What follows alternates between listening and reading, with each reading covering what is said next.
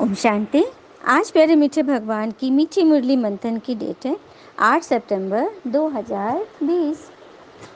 तो एक नज़र कल के पानी पर।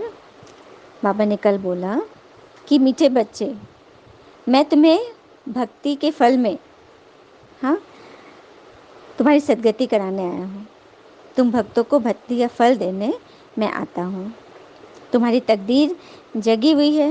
यदि तुम सर्विस करोगे, आत्माओं को सच का रास्ता बताओगे। लेकिन सर्विसेबल बच्चों को तो सर्विस का बहुत शौक होना चाहिए। गीता, कौन आया सवेरे सवेरे? सच बात है, सुबह सुबह कौन आते हैं हमारे पास मुरली लेकर? स्वयं मुरलीधर भगवान आते हैं। तो बाबा ने बहुत अच्छी रीति कल बताया और बोला वरदान में, संकल्प और बोल के विस्तार को सार में लाने वाले अंतर्मुखी बनो। संकल्प और बोल, देखो हम बोल पर कंट्रोल करना चाहते हैं या करते भी हैं कि बोलते हैं कुछ भी तो सामने सुनाई देता है, तो उस पर हम कंट्रोल कर लेते हैं। लेकिन क्या संकल्प पर कंट्रोल है? संकल्प तो कहाँ ना कहाँ क्या ना क्या चल जाता है। तो उस पर हमें अपनी कंट्रोल रखनी है। जो भी विस्तार हो रहा है उसको सार में समेट लेना है और अंतर्मुखी अर्थात ईश्वर से बातें करनी है। कोई बातें हो रही है, प्रॉब्लम हो रहा है, तो भगवान को शेयर करें, उनसे बातें करें। हाँ, अच्छा सोचे, सबके लिए शुभ भावना रखें। इसी को कहते हैं अंतर्मुखी। स्वभाव संस्कार संबंध संपर्क में लाइट रहना अर्थात फरिश्ता बनना है। फालतू बातों में कोई इंटरेस्ट नहीं। अपने स्वभाव संस्कार बिल्कुल बदल लेने, क्योंकि हम देवता बनने वाले हैं ना। तो ये थी कल के अभ्यास। आज देखते हैं बाबा ने हमें क्या बोला। बाबा कहते हैं, अपने दिल पर हाथ रखकर पूछो कि बाबा जो सुनाते हैं क्या हम सब पहले जानते थे? जो सुना है उसे अर्थ सही समझकर खुशी में रहो। भगवान बोल रहे कि सब अपने अपने दिल पर हाथ रखकर पूछो कि भगवान जो हमें ज्ञान सुना रहे हैं, क्या हमने कभी सुना, कहीं पढ़ा, किसी से जाना? ये बिल्कुल अनोखा अद्भुत ज्ञान है। तो जो सुन रहे हो उसे अर्थ सही समझो। मतलब इसमें ये क्वेश्चन नहीं करो कि ये ऐसा क्यों, ऐसा क्यों नहीं। हमने साधु महात्माओं के जो लिखे हुए शास्त्र आदि पढ़े, उसमें कभी हमने क्वेश्चन तो नहीं किया कि ये ऐसा क्यों है। तो यहाँ भगवान सुना रहे हैं तो उसमें हम क्वेश्चन कर रहे हैं। तो वही बात है, अपने दिल से पूछो कि भगवान जो हमें पढ़ा रहे हैं कि क्या हमारी आत्मा खुश हो रही है, संतुष्ट हो रही है? हमारी आत्मा के पुराने संस्कार बदल रहे हैं। छोटी सी बात में जो पहले उसी बात में इतना फंस जाते थे, अब आसानी से निकल रहे हैं, चाहे किसी को बहुत बड़ी चोट ही क्यों न लग गई हो। तो इसको पॉजिटिवली लेना है कि बहुत बड़ा सा हिसाब मैंने, ऋण अपना चुका दिया। और फिर ईश्वर की याद, कुछ भी दवा ले, इंजेक्शन ले, कुछ भी बातें हो रही हैं उसे ईश्वरीय याद से लेंगे तो बहुत जल्दी हम अपनी सोच से सब कुछ सही कर लेंगे। तो यह जो बात अभी बाबा ने संकल्प की बोली कि अपनी सोच से सब सही कर लेंगे, क्या ये कहीं पहले सुना था हमने? ये सुना भी था तो कभी धारण कर पाए? कल भी था ना मुरली में कि गीता वो पढ़ने से लाभ होता है, लेकिन क्या सिर्फ पढ़ने से? उसे जीवन में उतारना है ना, धारण करना है ना। तो गीता के भगवान स्वयं हमें समझा रहे हैं, तो अर्थ सही समझो और खुशी में रहो। प्रश्न, तुम्हारे इस ब्राह्मण धर्म में सबसे अधिक ताकत है कौन सी और कैसे? तो उत्तर, तुम्हारा यह ब्राह्मण धर्म ऐसा है जो सारे विश्व की सद्गति श्रीमत पर कर देता है। ब्राह्मण ही सारे विश्व को शांत बना देते हैं। तुम ब्राह्मण कुलभूषण देवताओं से भी ऊंच हो। तुम्हें पिता द्वारा यह ताकत मिलती है। तुम ब्राह्मण पिता के मददगार बनते हो। तुम्हें ही सबसे बड़ी प्राइज मिलती है। तुम ब्रह्मांड के भी मालिक और विश्व के भी मालिक बनते हो। वाह, ब्राह्मण धर्म के लिए तो बाबा ने क्या न क्या कह दिया। मतलब इतना ऊंचा बता दिया, कितने कितने पूरे विश्व की अथॉरिटी सौंप दी। क्योंकि ब्राह्मण धर्म ही सारे विश्व की सद्गति कराते हैं श्रीमत पर। श्रीमत पर ब्रह्मा बाबा से ज्ञान सुनकर कोई एक पहले ब्राह्मण बना, ब्रह्मा कुमार कुमारी, और उसके बाद उसने अपने अपनों को बताया और धीरे धीरे यह सेवा विश्व के 145 कंट्रीज़ में फैली हुई है। क्योंकि कोई एक जिसने ये ज्ञान सुना उसे शांति मिल गई, तो क्या वो अपने अपनों को नहीं बताएगा? बताएगा ना। तो इसी तरह से यह सेवा बूंद बूंद से आगे बढ़ रही है और भगवान हमें वो करेंसी जमा करना सिखा रहे हैं जो 21 जन्म काम करेगा।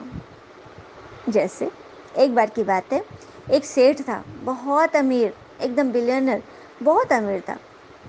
अचानक वो कहीं से जा रहा था तो उसने एक पंडाल देखा जिसमें साधु जी का प्रवचन चल रहा था। तो उसने सोचा कि चलो आज समय है, थोड़ा सा सुन लेते हैं कि क्या बोल रहे हैं। तो जब वहाँ गया तो उसने सुना कि साधु जी धन दौलत माया मोह पे बोल रहे थे कि ये धन दौलत सब यहाँ के यहीं रह जाएगा, मरने के बाद ये कुछ भी साथ नहीं जाएगा, तो उसकी अच्छी रीति संभाल करनी है। हाँ, ढंग से सब कुछ खर्च करना है, मतलब उसी पे बोल रहे थे। तो ये जब सुनकर आया तो इसको बड़ा गुस्सा लगा कि इतना जो हम लोग पैसा कमा रहे कर रहे हैं ये सब यहीं रह जाएगा, लेकिन मैं ऐसी व्यवस्था करूँगा कि ये सब कुछ मैं लेकर जाऊँगा जो मैंने कमाया है। उसके दिमाग में यह क्या कहते हैं, जुनून भर गया। वो अपने ऑफिस में आया और अपने सारे कर्मचारियों को, सबको बोला, अपने मैनेजर को, सबको बुलाया और कहा कि सब कोई मुझे ये व्यवस्था बता दे, ये ट्रिक बता दे कि मैं मरने के बाद सारा कुछ लेकर जाऊं जो मैंने कमाया है। तो उस समय तो सब बोले कि हाँ हम लोग बताएंगे बताएंगे, लेकिन पीछे में सभी लोग हंस रहे थे कि सेठ जी तो लग रहा है कि दिमाग इनका घिसक गया है। कभी मरने के बाद भी कोई चीज़, एक चीज़ भी लेके जाता है, जो शरीर ही यहीं छूट जाता है, तो फिर ये धन दौलत कहाँ से जाएगी। लेकिन उसके दिमाग में तो सुर सवाल था, बस उसको था कि मुझे कोई उपाय चाहिए, उपाय चाहिए, एकदम दिमाग उसका ये हो गया। तो उड़ते उड़ते खबर उसके एक परम मित्र के पास पहुंची। तो वो उससे आया मिलने के लिए और बोला कि तुम पैसे कौड़ी ले जाना चाहते हो, अच्छा तुम जाना कहाँ चाहते हो। तो मैं स्वर्ग जाऊंगा, क्योंकि सारे यही चाहते हैं कि मरने के बाद हम स्वर्ग जाएं, भल कर्म कैसे भी किए हों उस पर ध्यान नहीं है, लेकिन मरने के बाद मुझे स्वर्ग जाना है। उसके दोस्त ने बोला कि अच्छा अच्छा बताओ तो तुम विदेश दौरा कब किए थे। तो बोला कि अभी पिछले महीने तो गया था मैं। अच्छा कहाँ गए थे। तो यूके गया था। तो वहाँ तो पाउंड चलता है। तो हाँ, तो तुमने क्या किया यहाँ से जब गए होगे तो। अरे मैंने इंडियन करेंसी को कन्वर्ट किया पाउंड में, क्योंकि वहाँ वो इंडियन रुपी चलती नहीं है, पाउंड चलता है। तो उसके दोस्त ने बोला कि हाँ तुम्हें पता है अच्छी तरह कि वहाँ पाउंड ही चलता है। हाँ हाँ मुझे पता है। तो फिर उसके दोस्त ने बोला आगे, तो यही बात तो मैं तुम्हें बता रहा हूँ। तुम जाना चाहते हो स्वर्ग, और स्वर्ग में तो इंडियन रुपी चलेगी नहीं। हुँ?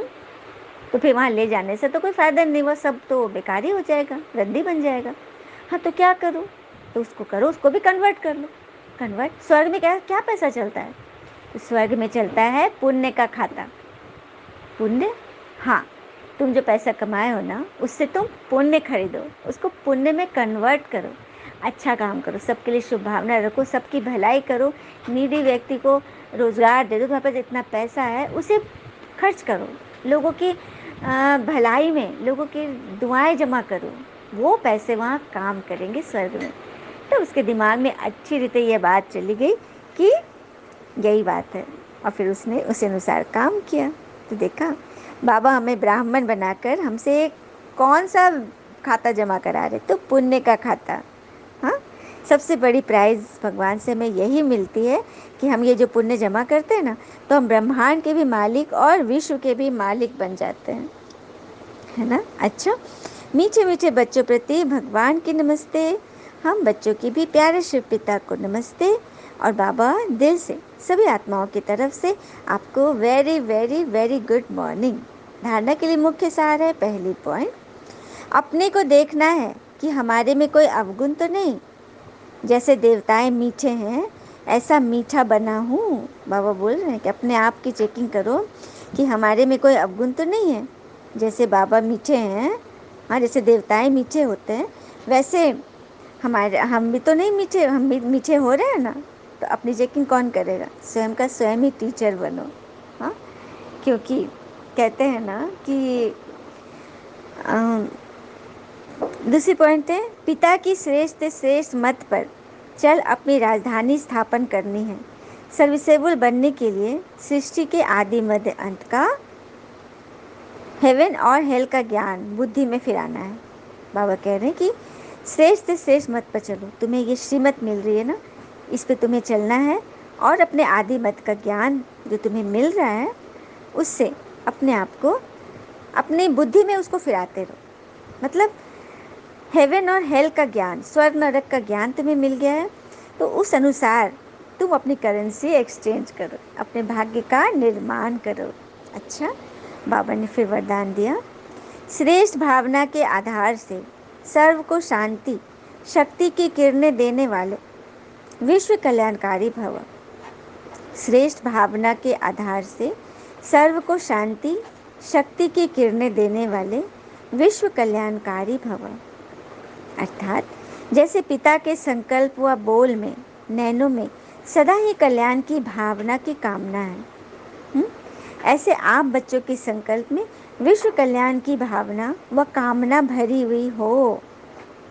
बाबा कह रहे हैं जैसे भगवान का संकल्प है ना कि सभी बच्चे का कल्याण हो, सबके प्रति शुभ भावना शुभकामनाएं, तभी तो बाबा इस पति धरा पर हम बच्चों की पुकारने पर आए हुए हैं, ताकि हम सभी पतित से पावन बन जाएं। कोई भी कार्य करते विश्व की सर्व आत्माएं इमर्ज हो। कुछ भी काम कर रहे हैं तो उन सभी आत्माओं को इमर्ज रखें, सबका परिचय भगवान से दे, सब साक्षात बैठकर भगवान से सुने। हाँ, मास्टर ज्ञान सूर्य बन शुभ भावना व श्रेष्ठ कामना के आधार से शांति व शक्ति की किरणें देते रहो, तब कहेंगे विश्व कल्याणकारी। देखा, बाबा ने विश्व कल्याणकारी की बात बता दी, कारण बताए कि कैसे बनेंगे। तो मास्टर ज्ञान सूर्य बन सबके ऊपर प्रकाश की किरणें डालनी है, मतलब अपने मन के अंधकार को दूर करना है और सबके मन को रोशन करना है श्रेष्ठ भावना और श्रेष्ठ काम से, चाहे कोई कैसा भी क्यों न हो, लेकिन हमें उसमें नहीं जाना है, हमें तो विश्व कल्याण का पाठ बजाते जाना है। लेकिन इसके लिए सर्व बंधनों से मुक्त स्वतंत्र बनो। तो ऐसी सेवा, ऐसा साकाश कौन कर सकते हैं जो सर्व बंधनों से मुक्त हो, हाँ, स्वतंत्र है, वही तो करेंगे ना सेवा। जो खुद परतंत्र है, बंधनों में फंसे हुए हैं, वो किसी के लिए क्या सोच सकेंगे, उन्हें तो अपना ही दर्द होगा कि हम तो ऐसे हैं वैसे हैं, है ना। स्लोगन, मैंपन और मेरापन यही देह अभिमान का दरवाजा है, अब इस दरवाजे को बंद करो।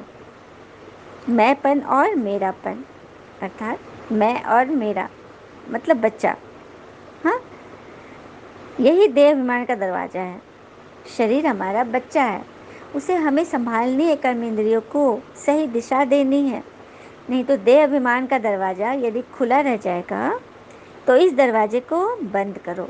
बाबा कह रहे कि अभी तक जो छोटी मोटी सुराख भी हुई पड़ी है उसे बंद करो, क्योंकि यही वो दरवाज़ा है जिससे आपके सारे दैवी गुण लूट लिए जाएंगे।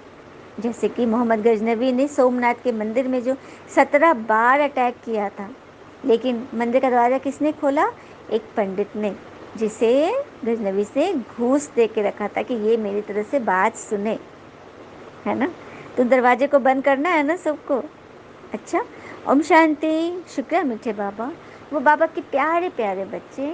Thank you Baba, all is well always.